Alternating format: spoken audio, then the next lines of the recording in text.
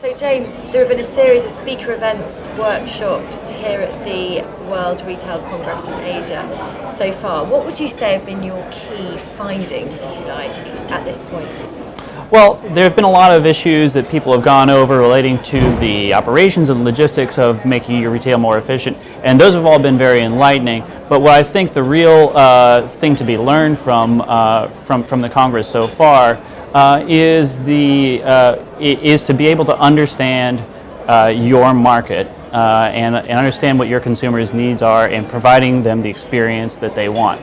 Things in Asia are changing really fast, and they are very different depending on what country you're in. I'm more focused on China, but a lot of people in the Congress have experience in other markets like India, Singapore, Indonesia, Europe, you name it. And hearing how brands have been able to learn from local experiences and learn about what their local consumers are looking for and adapt their offering accordingly is really the key finding for me. That's what I find is the number one thing that any retailer entering China has to know, and so it's interesting finding that out about people who are operating in other markets in Asia. So a much more tailored, localized offering, I guess. One that's relevant above all. Right. So if you have certain brand values, you have to make sure that they translate appropriately.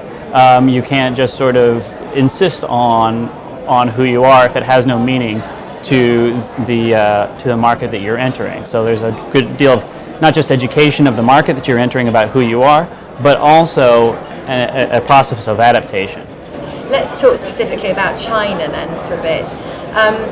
What would you say are the key areas of opportunity there, things that retailers should be getting excited about? Mm-hmm. Well, a lot of people have been talking recently about the slowing economic growth in China.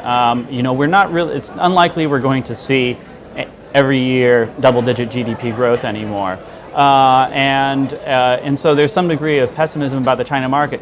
However, if you really take a look at it, retail sales growth is still very strong. It's been in the 18 to 20% and then the 16 to 18% growth range per year over the last several years.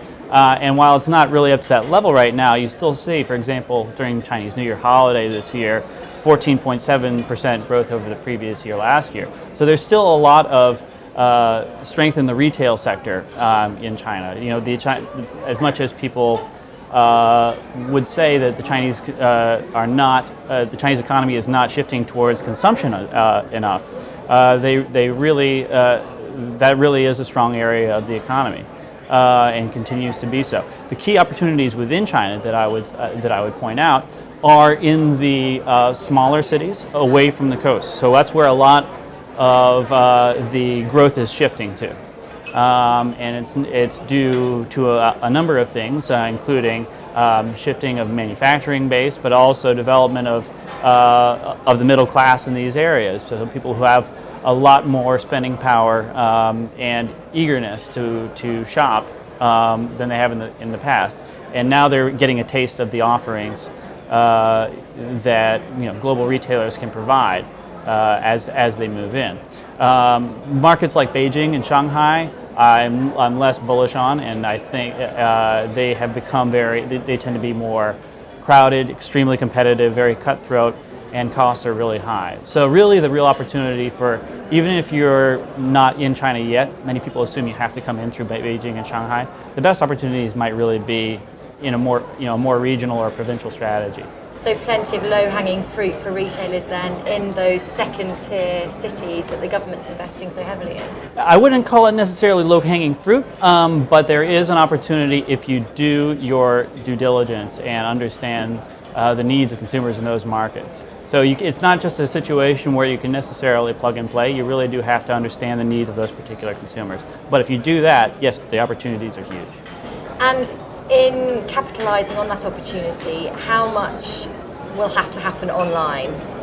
Well, online, so Chinese consumers are becoming very, very keen on online purchasing. It's a huge pastime, particularly among working professionals in their 20s and early 30s, and women especially, who outspend men about 2.4 times to 1 online.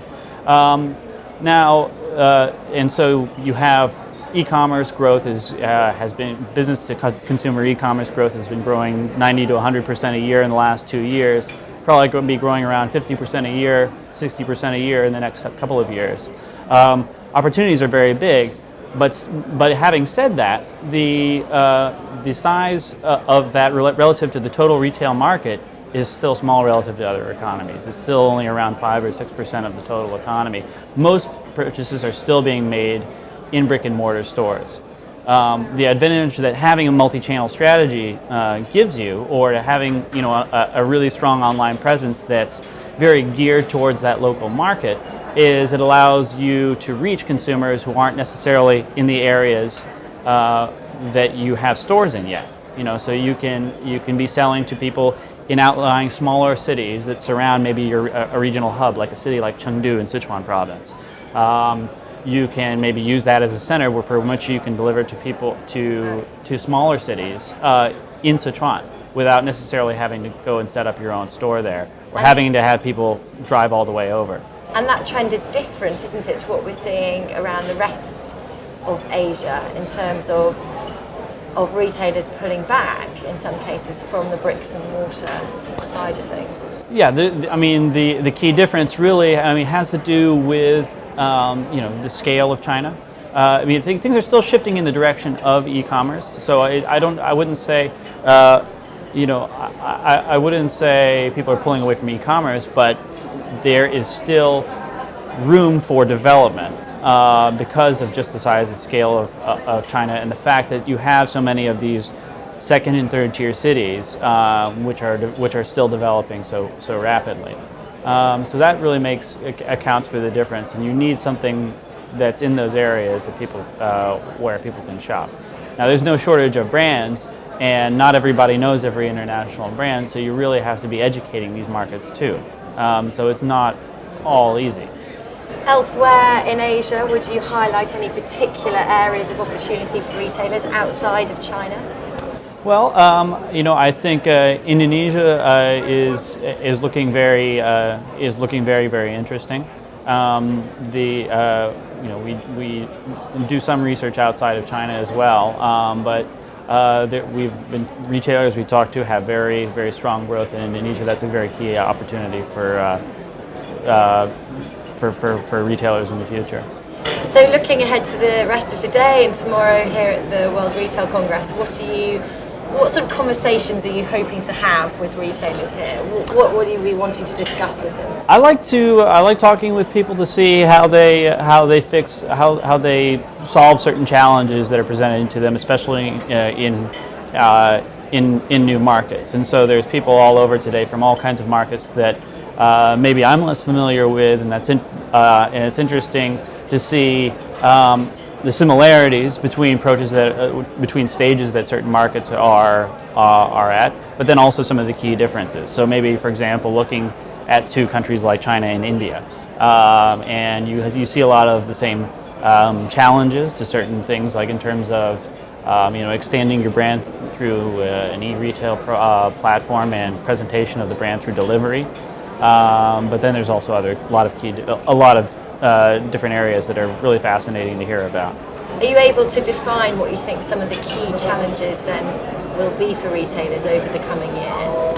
Well, my main perspective would be for retailers in China, and so I think so coming back to that angle, I would say there are some challenges, particularly in a few high-end, very luxury goods segments ahead, with some of the limitations that are being placed due to anti-corruption measures. So that's putting a crimp on sales of certain types of goods, for example, high-end liquor, but other luxury goods as well. People are more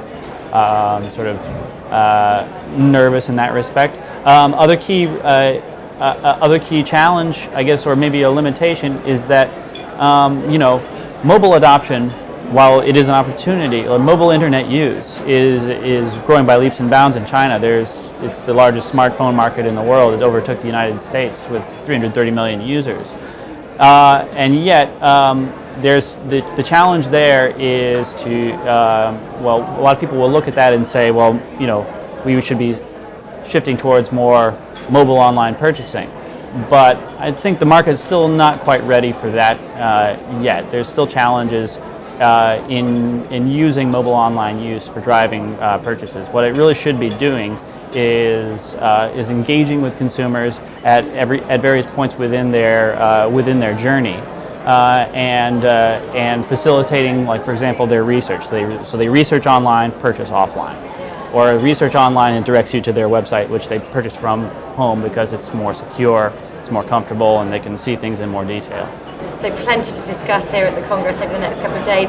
I'm going to end with by putting you on the spot. Can you describe the Congress in one line? How would you describe it? It's a great opportunity to learn from people with expertise in a huge number of countries and fields as well. So it's been very fascinating. Fantastic. James Rory, thank you very much. Thank you.